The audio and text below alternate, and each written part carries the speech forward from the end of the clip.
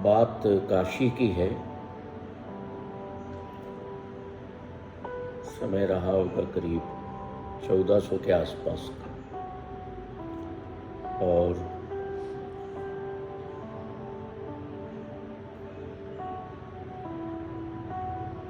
वहाँ की गलियाँ छोटी छोटी, और मैं उन गलियों में घूम रहा हूँ।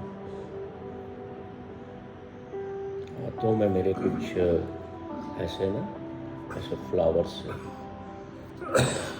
फूल मैंने तोड़े हैं, और वो फूल मैं लेकर के जा रहा हूँ। अब जा कहाँ रहा हूँ? मंदिर में।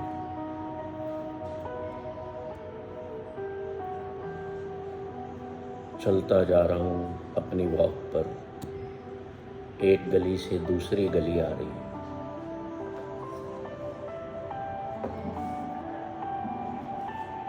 रास्ते में कबीर साहब का घर पड़ता है।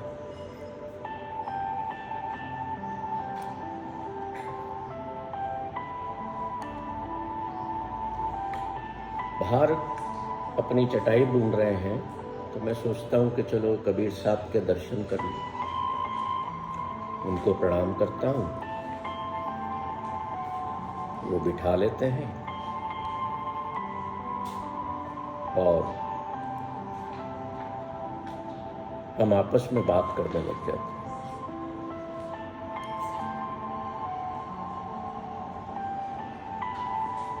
मैं उनसे कहता हूँ कि कबीर साहब, आप दिन भर चटाई बुनते रहते हो, क्यों करते हो ये काम? आपके पास तो लोग वैसे ही आते हैं, चढ़ावा चढ़ा देते हैं। कहते हैं देखो, वो चढ़ावा जो है ना, वो मैं अपने काम में नहीं लेता। वो मैं जरूरतमंदों को दे देता हूँ, और मैं अपनी रोजी रोटी या भरण पोषण के लिए चटाई बुनता हूँ और अपना इंतजाम स्वयं करता हूँ, मेहनत करके। ये जो भक्ति काल के लोग थे, शायद उस काल को भक्ति काल कहते हैं। कबीर थे, फरीद थे, गुरु नानक थे, रविदास थे। इन सब के बारे में आप पढ़ेंगे ना, तो ये अपने हाथों से परिश्रम करते थे, है ना। कोई चमड़े का काम करता था, कोई खेती करता था। ये मांग कर नहीं खाते थे, भिक्षा नहीं मांगते थे, क्योंकि इनकी सोच होती थी कि हम कर्म करके अपना रिज़्क खुद कमाएंगे। दूसरे ने जो रिज़्क कमाया वो उसकी मेहनत है। कोई ऐसा व्यक्ति हो जो न कमा सकता हो, अपाहिज हो शारीरिक रूप से या मानसिक रूप से, तो वो पैसा, वो रिज़्क उसके काम आए, ऐसे लोगों के काम आए। और फिर जो इनकी जो फिलॉसफी थी या थ्योरी थी, वो अपने हाथों से परिश्रम करके कमाना, अपने और अपने परिवार के लिए, और ईश्वर की याद में रहना, बने रहना, चाहे चटाई बुन रहे, चाहे खेती कर रहे।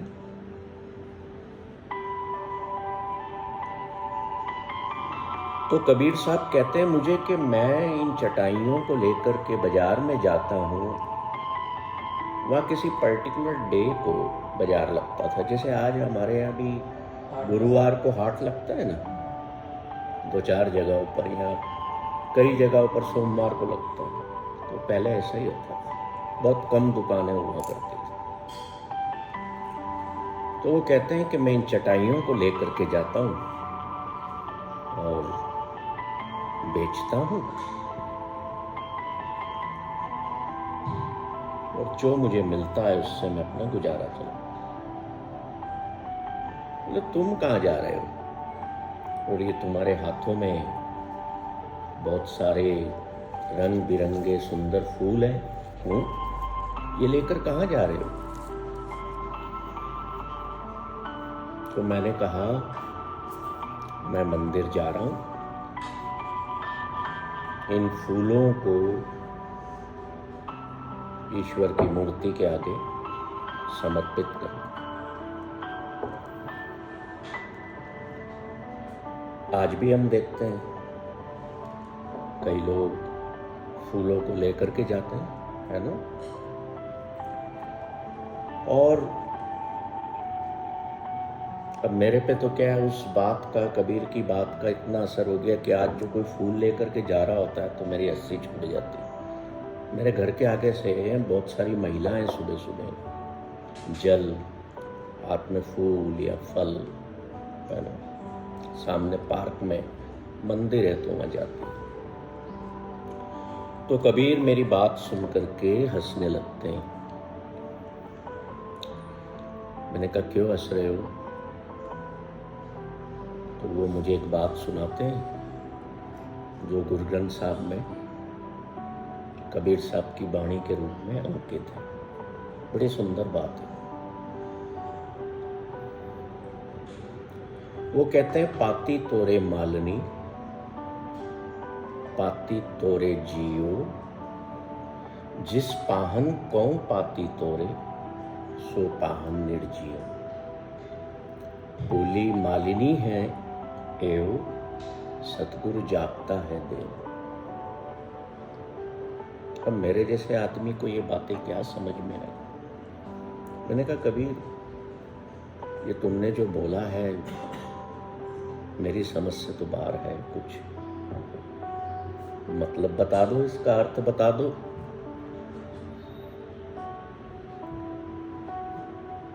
कबीर कहते हैं कि ये जो फूल है ना, इसमें जीवन है ना जीवन? तो जब इस फूल में जीवन है, इन पत्तियों में जीवन है, इस डाली में जीवन है, जिस पौधे से तेने तोड़ा है उसमें भी तो जीवन है ना। तो तू जीवन को तोड़ करके एक निर्जीव मूर्ति को चढ़ाने जा रहा है, इसलिए मुझे हंसी आ रही। क्यों हंसी आ रही? कि तुम एक जीवन को तोड़ करके, जीवन को खत्म करके तुम एक निर्जीव पत्थर की मूर्ति पर चढ़ाने जा रहे हो, इसलिए मैं हंस रहा था। निका सारी दुनिया तोड़ती है और मूर्तियों पर चढ़ाती है। मूर्तियों में प्राण प्रतिष्ठा होती है ना आज भी। फिर कबीर हंस देते हैं, कहते हैं कि एक पत्थर से मूर्ति किसने बनाई? इंसान ने बनाई, है ना? उस पत्थर की छाती पर पैर रखा, हथौड़े मारे इंसान ने। देखो खूबसूरती, देख लो उस बात में। उस पत्थर की छाती पर कारीगर ने पैर रखा, हथौड़े मार मार करके चीजल से वो बनाता है। और कितनी अजीब बात है कि इंसान जो खुद की तो प्राण प्रतिष्ठा कर नहीं सकता, उस पत्थर की मूर्ति में प्राण फूंकता है। कैसे संभव? ये काम तो ईश्वर का है कि वो हम इंसान जब माँ के गर्भ में प्रवेश करते हैं, है ना, तो वो फूंकता है ना प्राण हमारे से। तो इंसान कब से प्राण फूंकने लग गया? मैंने कहा बात तो, मैं बैठ गया हूं। फूल मैंने कबीर के चरणों में रख दिए। मैंने कहा आज के बाद न मैं ये फूल तोड़ूंगा, ना इनको मैं किसी निर्जीव मूर्ति के आगे चढ़ाऊंगा। कबीर कहते हैं ठीक है, अभी और सुन, एक बात और सुन ले। कहते हैं इन फूलों की जो ये पेटल्स हैं, है ना, इस फूल में शंकर बसते हैं, इस पत्ती में विष्णु बसते हैं और इस डाली में ब्रह्मा बसते हैं। तो तुमने ये तोड़े तो तुमने तो तीनों को तोड़ दिया, और वो भी किसके लिए? एक निर्जीव मूर्ति के लिए। ऐसा मत करो। ये फूल शंकर, ब्रह्मा और विष्णु मिलकर के खिलाते हैं। किसके लिए खिलाते हैं? हम इंसानों के लिए नहीं, उस ईश्वर के लिए खिलाते हैं।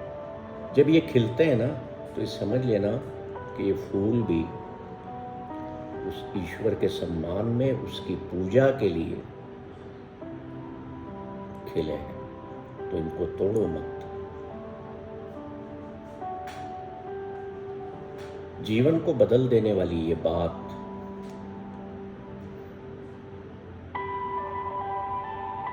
आज से कई साल पहले मैंने जब गुरु ग्रंथ साहब में पढ़ी,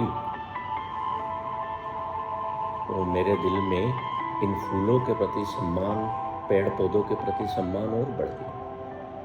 आपने देखा होगा ना, कई महिलाएं पेड़ों की पूजा करती हैं, हम सब करते हैं। कोई नारियल चढ़ाता है, कोई पीपल के पेड़ के आसपास महिलाएं चक्कर भी लगाती हैं, धागा बांधती हैं। क्यों है ये सब?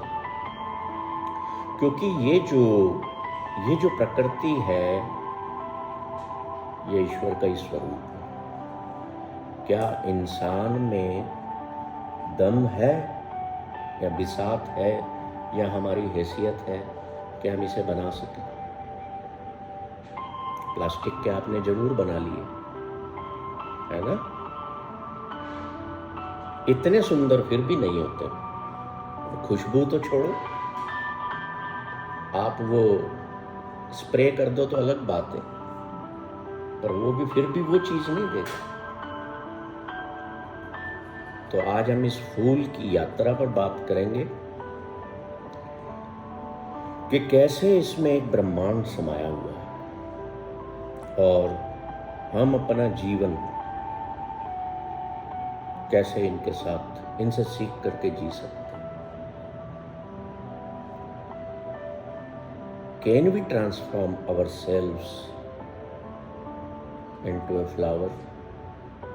कभी हम पेड़ पौधा रहे हैं मानव जीवन के आने के पहले, तो फूल भी हम में से खिले होंगे। हमने भी बगीचे को खुशबू दी होगी, हमने भी सुंदरता बढ़ाई होगी बगीचों की, है ना? तो हम इस पर थोड़ी आज बात करेंगे कि फूल किससे बना है। अब ये तो आपने समझ लिया कि किसके लिए खिला है। हम इनका उपयोग करते हैं, किसी का सम्मान करने जाते हैं तो हम ये देते हैं, है ना? क्यों देते हुए? क्योंकि एक फीलिंग बदल जाती है इंसान की, महसूस करने की जो कह लो कि जो आभास है वो एक नएपन का आता है। और सम्मान करते हैं या किसी का शादी ब्याह होता है तो फूल ऐसे बरसाए जाते हैं जैसे पता नहीं क्या नया होने जा रहा है दुनिया में। मुझे अक्सर शादियों में बुलाते हैं तो मैं पहली बात तो जाता नहीं हूँ, है ना? अभी इन दिनों बहुत सारे इन्विटेशंस आए हुए, पर जाता भी हूँ तो मेरी हंसी बड़ी छूटती है। क्योंकि क्या है कि हम जीवन की वास्तविकताओं में जब हम रूबरू हो जाते हैं ना, तो हमें फिर ऐसे नाटक देख करके बड़ा मजा आता है। वो नाटक है एक पूरा, है ना?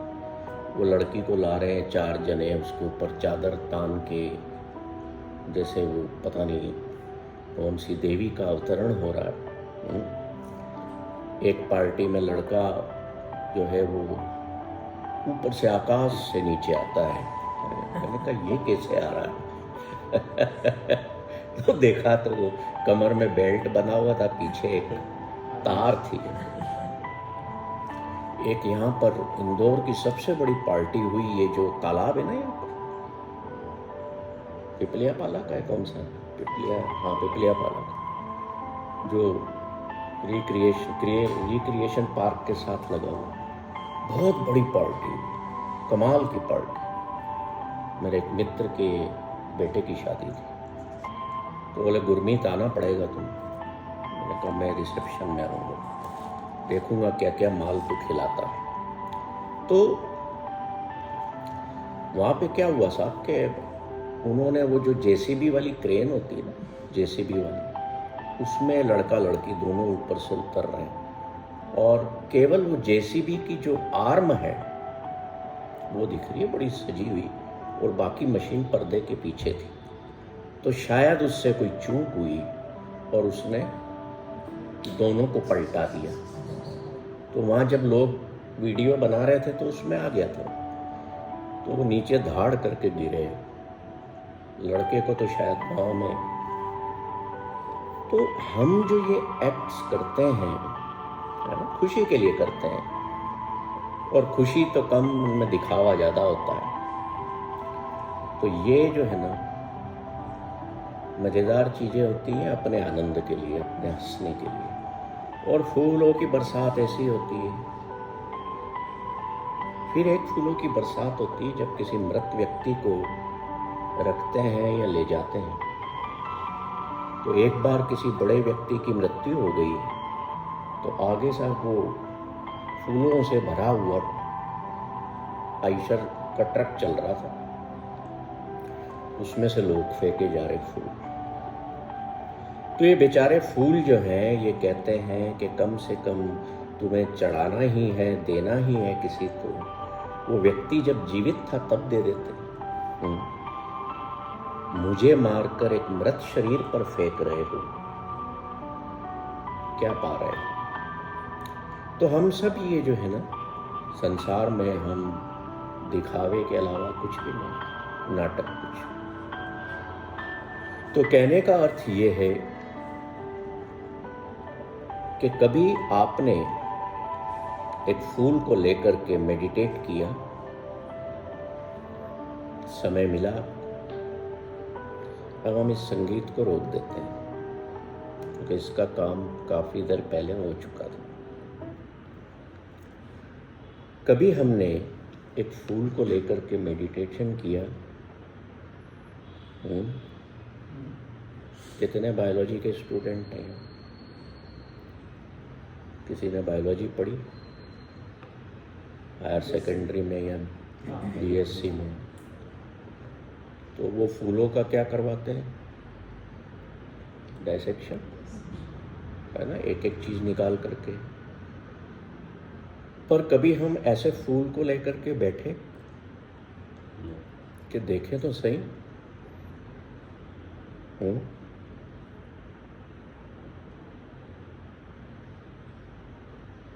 नहीं बैठे। क्यों नहीं बैठे? टाइम नहीं मिला, सोचा ही नहीं। सोचा ही नहीं। किसी ने फूल दिया, आपके हस्बैंड ने दिया होगा जब शादी प्रपोज की होगी, या तब लेके मुस्कुरा के रख दिया होगा, पर कभी नहीं देखा उसके ध्यान से उसको। एक बात और बताओ कि क्या फूल को देख करके कभी चेहरे पर मुस्कुराहट आती है आपके? आती है? Look at it. जिन लोगों के चेहरे पर फूलों को देख करके मुस्कुराहट नहीं आती, कबीर साहब वहीं कहते हैं कि वे लोग मृत हैं, दे आर डाइड। तो अगर कभी फूलों को देखो, मन उदास हो और फूलों को देखो तो मुस्कुराहट ना है ना, तो सोच लेना कि मैं मर चुका हूँ। केवल मैकेनिकली मेरी श्वास चल रही है, mentally emotionally I am dead. मरे हुए व्यक्ति को तुम फूल दोगे तो कोई एक्सप्रेशन मिलेगा? नहीं मिलेगा ना। तो क्या हमारा हाल वैसा होना चाहिए? नहीं होना चाहिए। तो आज के बाद कितनी भी समस्या में क्यों ना हो, किसी भी तरह की समस्या, और अगर फूल है सामने तो इसके जीवन को, इसके खिलने को देख करके कम से कम मुस्कुरा दो। तो जब चेहरे पे मुस्कुराहट की मसल्स खिंचाएंगी ना, तो हीलिंग मिलेगी। एक छोटा सा बच्चा होता है ना, बड़ा प्यारा सा, दौड़ता हुआ, या वो क्या कहते हैं, 4 पैर पर चलता है, क्या बोलते हैं?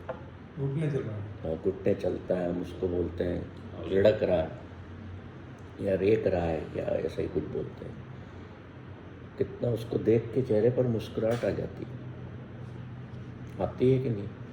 और तब भी नहीं आती है तो फिर तो वाकई में मर चुकी होगा।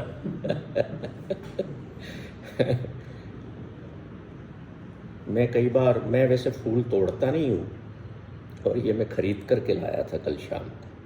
मैं अक्सर फूलों को खरीदता हूँ क्योंकि मैंने तोड़ा नहीं, किसी और ने तोड़े तो ये लो, पैसे लो, मुझे दे दो, और मैं अपने वर्किंग टेबल पर, है ना, या कहीं भी मैं इनको पानी के उसमें डालता हूँ तो 7-8 दिन जिंदा रहते हैं और खूबसूरती देते रहते हैं।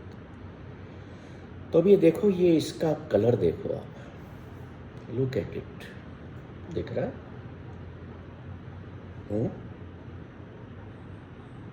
पीछे से शेड देखो, दिख रहे? डिफरेंस है ना? बीच में क्या है?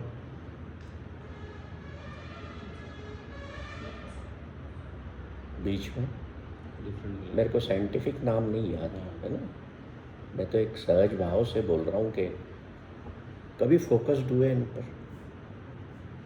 होना, आज ही होना, और देखना कि इसमें जीवन कैसे निर्मित हो गया। एक बीज फूटता है जमीन में, मिट्टी या तो काली होगी, पीली होगी, लाल होगी, पर इतने शेड्स कैसे निकला है? काली मिट्टी थी, बीज सफ़ेद था या काला था या ब्राउन था, और वो तो जब बीज फूटा, बीज तो मर गया, उसने पौधे को जन्म दे दिया। कहाँ से इतने कलर? और ये देखो कितने बारीक इसमें, एक एक बिल्कुल बड़ा ही खूबसूरत। इसको आप जब मोबाइल पे फ़ोटो लेंगे तो जूम करके लीजिए, आपको इसकी जो यूनिकनेस है देखने में आएगी। इतना बारीक काम किसने किया? Have you given thought on it? आप बैठे ही नहीं लेके तो सोचोगे कैसे? किसने किया? ये ठीक वैसा ही है कि जैसे मैं कहूँ कि माँ के गर्भ में बच्चा, उसके कितने सिस्टम तैयार होते हैं वहाँ पर। Who does it? We don't know. That is the unknown. The unknown जो डिज़ाइन करता है, जो कलरिंग करता है। आपको मैं अभी एक बोर्ड दूँ, ड्राइंग बोर्ड, कि चलो भाई डॉक्टर साहब इस पर ये फूल बनाओ, आप कितने भी एक्सपर्ट क्यों ना होंगे, you can not make the perfect like it. तो हम इंसान परफेक्ट हो ही नहीं सकते, ना हमारी मैन्युफैक्चरिंग, ना हमारी क्रिएशन परफेक्शन वाली हो सकती है। कल मेरा एक सेशन था यंगस्टर्स के बीच में मेंटल हेल्थ को लेकर के, तो वहाँ प्रश्न उठा परफेक्शन को। तो परफेक्शन जो है वो क्रिएशन, परफेक्ट क्रिएशन केवल ईश्वर द्वारा ही हो सकता। ये जो सामने पौधा लगा है, नीचे से ऊपर उठती हुई पत्तियां, बिल्कुल देखिए आप, बड़े यूनिक वे में नीचे छोटी, फिर थोड़ी बड़ी, फिर थोड़ी बड़ी, फिर थोड़ी बड़ी, और आगे अगर वो कर्व शेप ले रही है तो फिर बिल्कुल उसकी नब्ती के हिसाब से। कहीं उसने स्केल लगाई, कटिंग की नहीं। तो इन चीज़ों में कभी कभी खो जाया करो। ये पागलपन नहीं है, ये अपनी स्वयं की हीलिंग है कि अगर मैं प्रकृति की खूबसूरती में खो जाता हूँ तो देखो कितना अंदर से कमाल की फीलिंग आपकी चेंज हो जाएगी। और मेरा काम यही है कि वो अंदर की, भीतर की जो फीलिंग्स हैं जो हमारी करप्ट हो चुकी हैं, उनको हम कैसे हील करें, है ना, कैसे उसमें से निकलें, ताकि हम कुदरत के साथ जुड़ करके, मैं आपको कहूँ कि ले भैया ये आम का पौधा ले, लगा इसको, पर इसमें से फल जाम के आना चाहिए। Is it possible? क्यों नहीं पॉसिबल? मैं आपको वहाँ लेकर के जा रहा हूँ कि इसमें ब्रह्मांड कैसे बसा हुआ। क्यों भाई? ये गुलाब का फूल है ना? अब मैं कहूँ कि इस पर तो पौधा तो यही हो, पर इस पर गेंदे का फूल लगे। आजकल ह्यूमन बीइंग्स कारीगरी करते हैं, है ना, वो काट पीट के कुछ ना कुछ एक्सपेरिमेंट करके कलर बदल देते हैं। उसको छोड़ दो, वो तो हम लोग तो शैतान लोग हैं। अगर हम कुदरत से खिलवाड़ न करें ना, ऐसे काम न करें, तो हमारे दुख कम होंगे। आप अपने आप को ये सोचते हैं कि मैं कारीगरी करके काला गुलाब बनाता हूँ या जामुनी कलर का गुलाब पैदा कर लेता हूँ तो मैं बड़ा महान हो गया। नहीं, तुम मूर्ख हो, महान नहीं हो। कुदरत के जो रंग हैं आप उनसे छेड़छाड़ करते। इंसान का बस चलता ना तो वो तो, जैसे ये बगीचा लगा है तो लगाने वाले को लाल रंग पसंद है तो कहता है मेरे तो सारे ये पौधे लाल कर दो। एक बार मुल्ला नसरुद्दीन को दरबार में बुलाया वहाँ के राजा ने और कहा कि शहर में जितनी बिल्डिंग हैं, मुस्लिम लोगों का कलर हरा, उसको वो धार्मिक कलर मानता। तो मैंने आदेश दे दिया है मेरे पूरे राज्य में वो पौधा भी नहीं होना चाहिए जो हरा ना हो। फूल भी खिलेंगे तो हरे, नहीं तो फूल तोड़ के फेंक दो। सारी बिल्डिंगों के रंग हरे कर दो।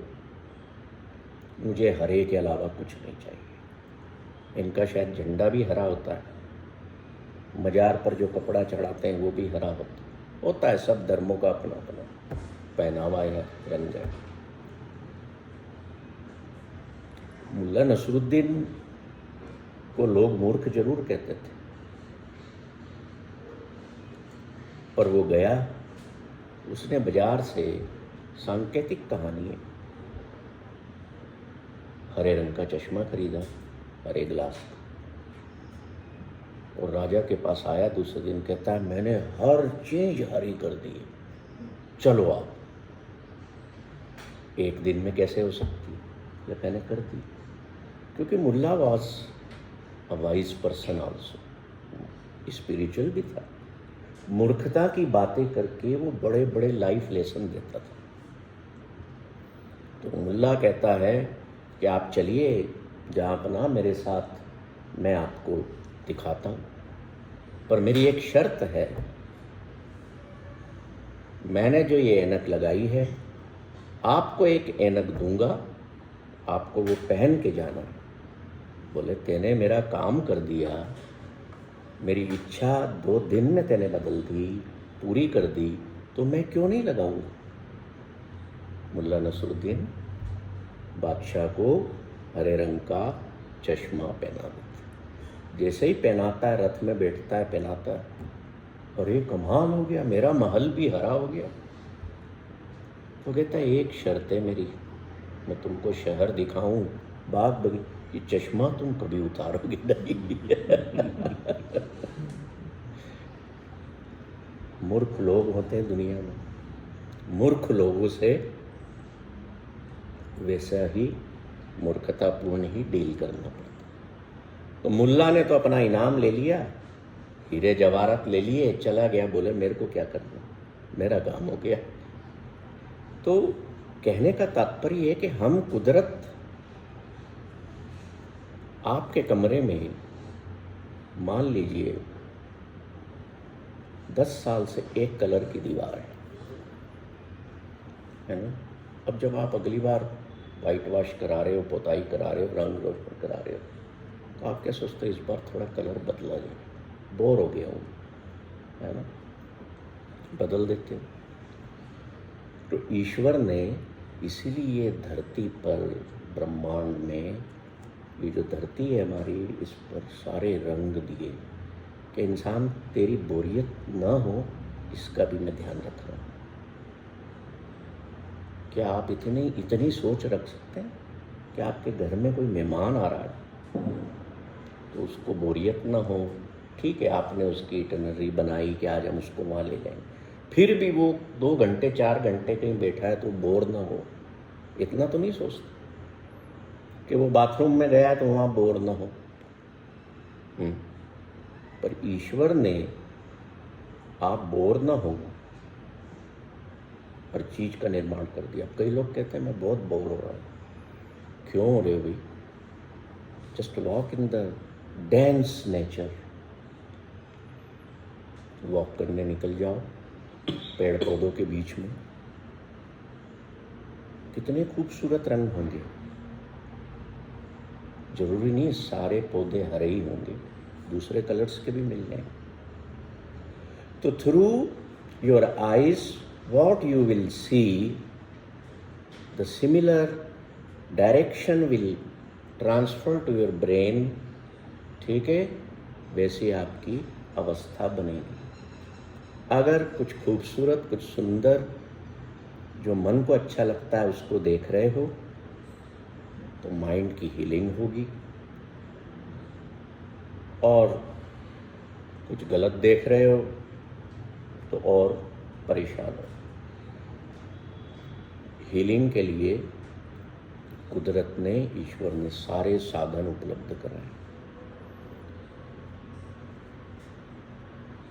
सुबह उठ करके मुंह धोते हो, क्यों धोते हो भाई?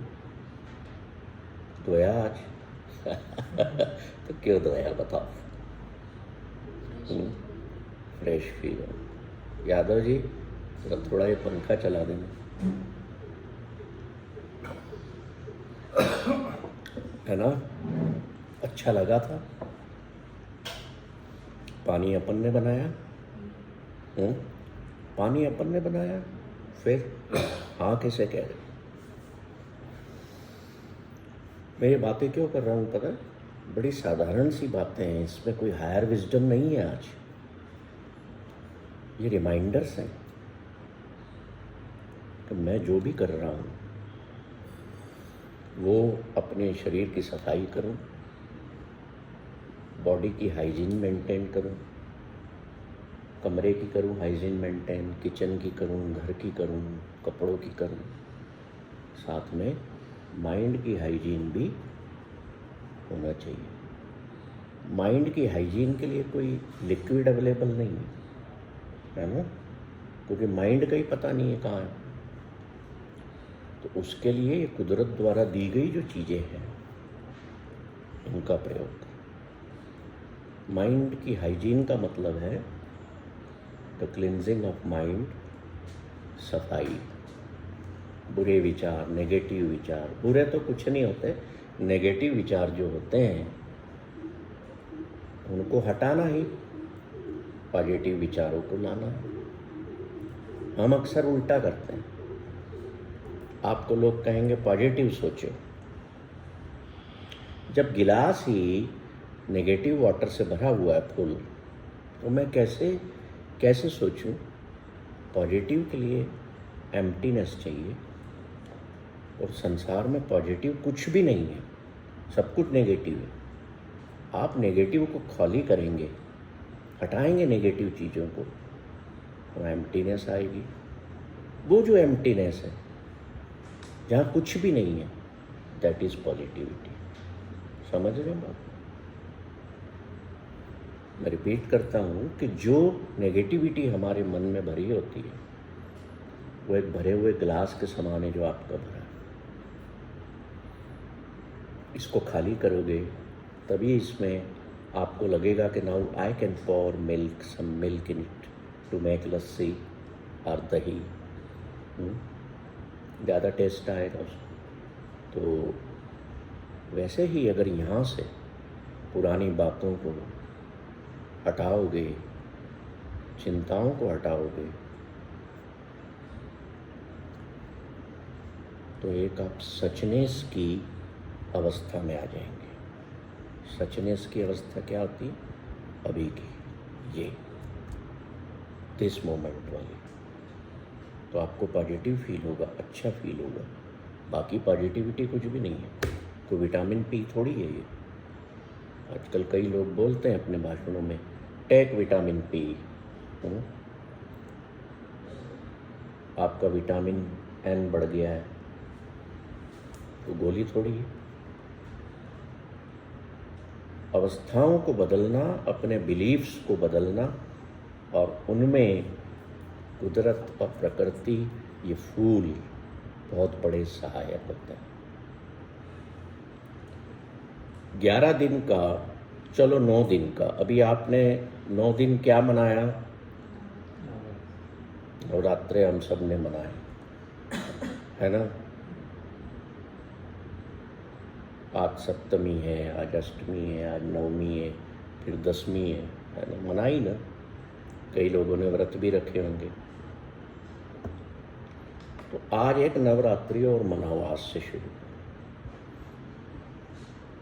एक फूल अपने घर पर खरीद के ले जाओ, आज के लिए तो मैं दे दूंगा आपको।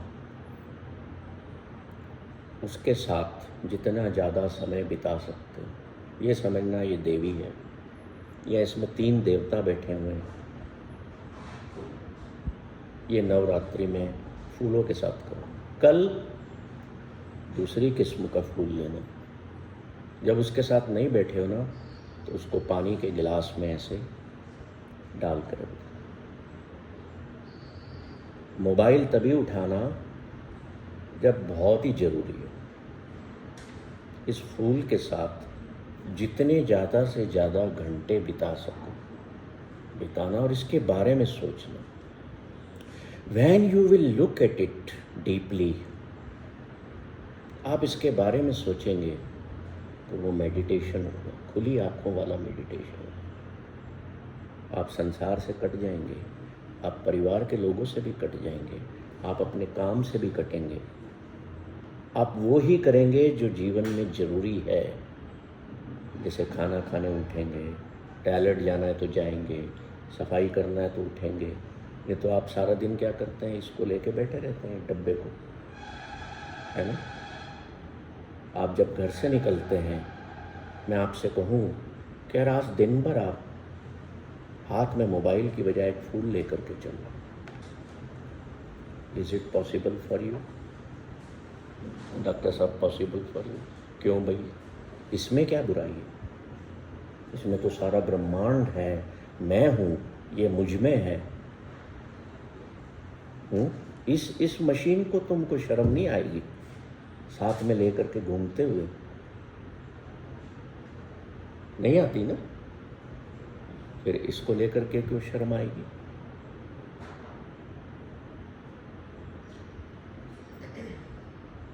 कोई आप में से एक है जो कहे कि हाँ मैं आज सारा दिन इसको हाथ में रखूंगा? एक भी हाथ नहीं उठा रहा। नेहरू जैसे गाना बता, भले माँ लगा लो, नो इशू, पर can you carry this most beautiful thing of the universe with you. अभी मैं आपके गले में माला पहना दूं फूलों की, तो झट से उतार के रखो। अरे थोड़ी जिसने पहनाई है थोड़ी देर तो पहन के बैठो। मैं एक प्रोग्राम में गया तो वहाँ पे उन्होंने मुझे माला पहना दी। बड़ा इंटरेस्टिंग वाक़या है, मज़ा आएगा। अब ये तो चीज़ें करते हैं तो बातें याद आती। तो शायद वो भाई साहब मेरे साथ थे कि नहीं, अक्सर रहते हैं मेरी टॉक्स में।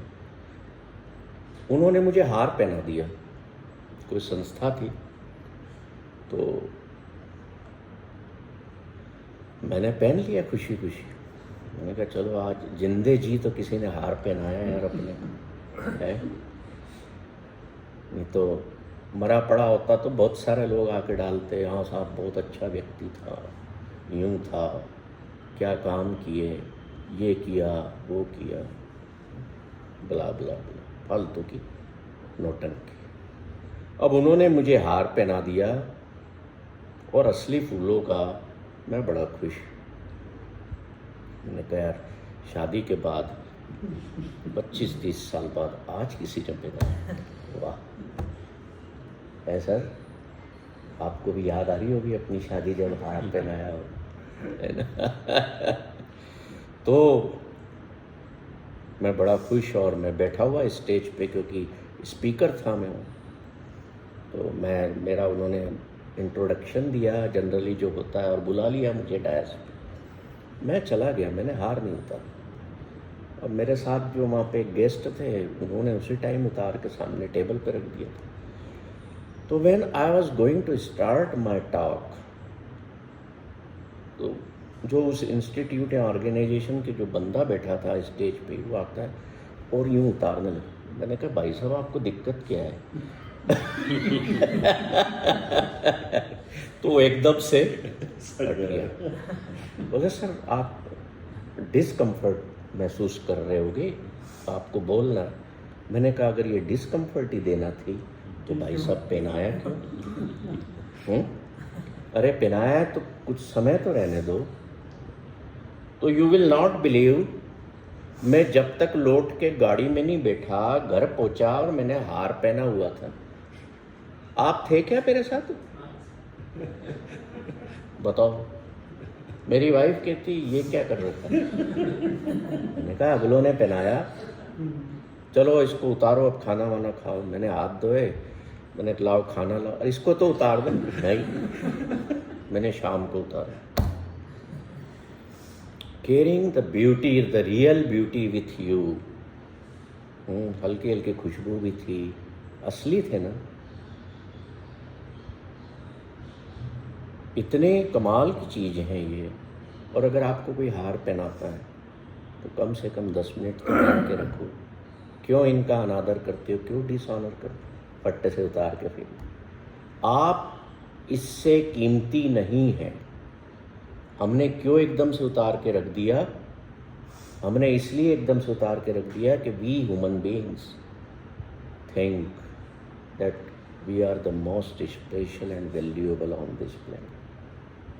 बट हमें ये ध्यान रखना चाहिए कि without these creatures and without this creation of God, the life of human beings is not possible.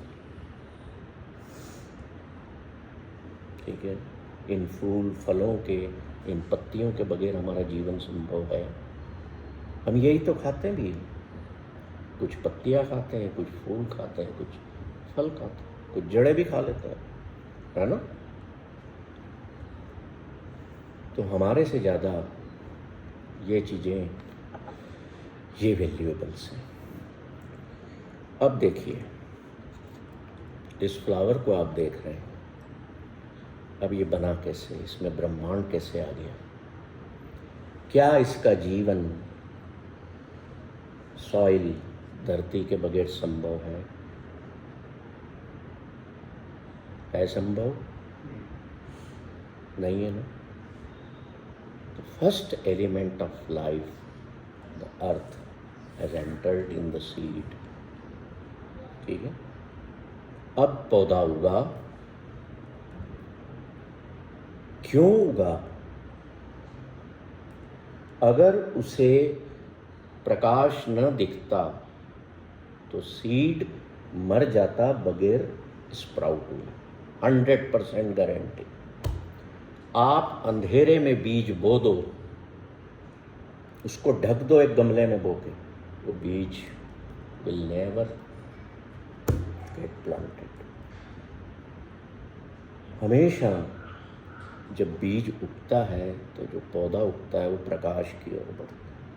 Second element is प्रकाश, सनलाइट। सूर्य इसमें आ गया, धरती इसमें आ गई, फूल में सूर्य आ गया, आपने पौधे को जल दिया, वाटर एलिमेंट आ गया। आ गया सर? ये मैं बालों की खेती नहीं समझा रहा हूँ, फूलों की समझा रहा हूँ। तो फूलों में पानी है, थर्ड एलिमेंट ऑफ लाइफ। चौथा एलिमेंट क्या होता है? मैं जब पौधे खरीदने जाता हूं तो वो कहते हैं सर इस प्लांट को ज़्यादा हवा लगेगी, इसको अंदर मत रखना, इसको धूप ज़्यादा चाहिए, इसको बंद कमरे में या इंटीरियर्स में मत रखना। चौथा एलिमेंट एयर, वायु। इसमें है कि नहीं? पांचवा एलिमेंट क्या होता है? आकाश। उसके बगैर तो कुछ भी नहीं। तो पांचों तत्व इस फूल के अंदर है। अब और क्या क्या है मैं बताता हूं। जिस धरती में ये इसका बीज था, जो पानी आप दे रहे थे, वो पानी कहां से आया? या तो बरसात के मौसम में ऊपर से आया, नहीं तो नदियों से आया। समुद्र का पानी तो कोई काम का नहीं, है ना? नदी से पानी आया और उसी नदी में इंसानों की अस्थियों को प्रवाहित किया गया। मेरी अस्थियों को जब प्रवाहित किया गया पानी में जलाने के बाद, तो जो मिनरल्स थे वो सारे उस पानी में आ गए। तो हुआ क्या? उस पानी के through I entered in the flower. तो इसमें मैं भी हूं, आप भी हैं, और हमारे एंसेस्टर्स भी हैं। वो अनलोन लोग भी इसमें हैं जिनको हम जानते नहीं। क्रिएचर्स भी हैं। एक गाय का निधन हो गया, उसको आपने फेंक दिया या गाड़ दिया, या मुसलमानों में इंसान के शरीर को गाड़ दिया जाता है, तो उसकी हड्डियों में जिन मिनरल्स, कैल्शियम, विटामिन्स हैं, वो सारे इस बीज में एंटर हुए। बीज के थ्रू वो इस फूल में आ गए। दूसरे जानवर भी आ गए, दूसरे क्रिएचर्स भी आ गए। हमारे एंसेस्टर्स इसमें हैं। हम जो एक सेवफल खाते हैं, एक संतरा खाते हैं, आप सेवफल नहीं खा रहे हैं, आप अपने एंसेस्टर्स को खाते हैं। Do you know that? Because we and these flowers and fruits are all made of non-self elements. मैं किससे बना हूं? मैं लाखों तरह के नॉन सेल्फ एलिमेंट से बना हूं। ये फूल किससे बना है? फ्लावर एलिमेंट से नहीं बना है, ये नॉन फ्लावरी एलिमेंट से बना है। वो कौन कौन से एलिमेंट है? 5 तो आपके मूल है। इसके अलावा जो दुनिया में जितना कुछ कंट्रीब्यूशन हो रहा है अर्थ में, या हमारे मरने के बाद, या हमारे जिंदा रहते तक भी, सब कुछ इसमें। सूर्य का प्रकाश इसमें है कि नहीं? आकाश इसमें है, हवा इसमें है, धरती का जल इसमें है कि नहीं? धरती भी इसमें है। तो इसमें ब्रह्मांड आ गया कि नहीं? Are you clear? इसमें स्पेस भी है, इसमें क्लाउड्स भी है। एंड विल यू आप मेरी इस बात को मानेंगे कि इसमें टाइम भी है, समय का चक्र भी है।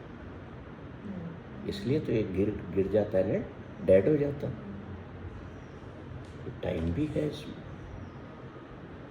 कौन सी चीज नहीं है पता। तो जब हम एक फूल को देखेंगे, we will be experiencing the presence of whole the universe. We will be experiencing the Brahmand in it. देखने का नजरिया बदलना। फिर देखो जीवन में कितना मजा है। अभी तक आप क्या करते हो? क्या करते हो? मैं हूँ, ये मेरा परिवार है, ये मेरे बच्चे हैं, ये मेरे बाप दादा हैं, ये मेरे पति हैं या पत्नी है। मैं हूँ, मैंने बनाया है, मैं बना हूँ।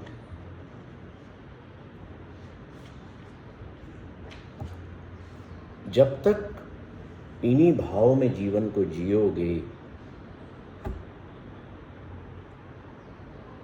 हैप्पीनेस नहीं आने वाली नजदीक।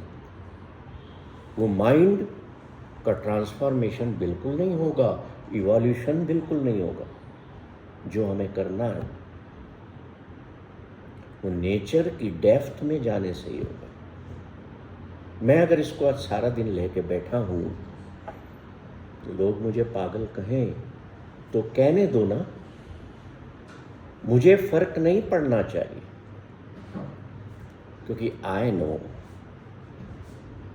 I am in synchronization with the whole universe through a flower.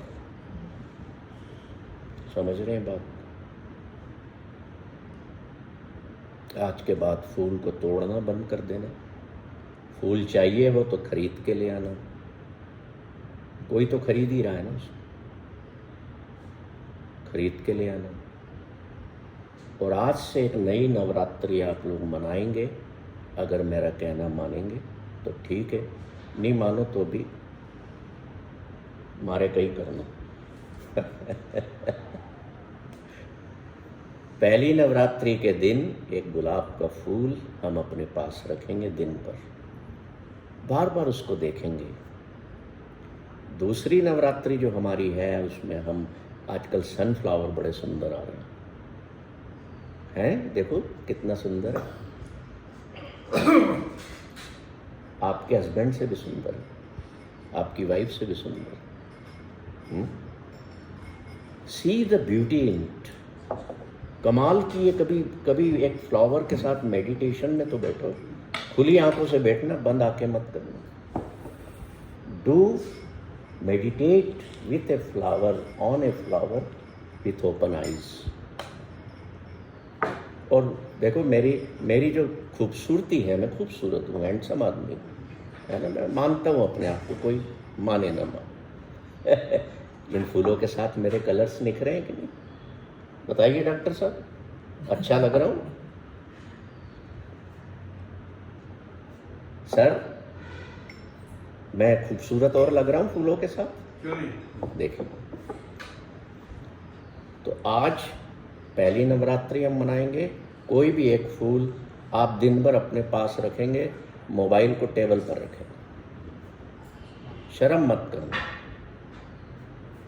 आप ये कहना कि मैं, कोई पूछे ना ये क्यों आज हाथ में लेके, कि मैं दूसरे तरीके की नवरात्रि मना रहा हूँ। 9 दिन अगले जो हैं वो मैं एक नए फूल के साथ बिताऊंगा और समय समय पर इससे बात करूंगा, इसको देख करके स्माइल करूंगा। इसकी खुशी जो खिलने में है, जो निस्वार्थ फ्रेग्रेंस देने में है, उसे महसूस करूंगा कि क्या मैं भी ऐसी खुशी खिलने की, फ्रेग्रेंस देने की किसी के जीवन में ला सकता हूँ। ला सकता हूँ, आ सकते हो, है ना? तो वो लाना इन 9 दिनों।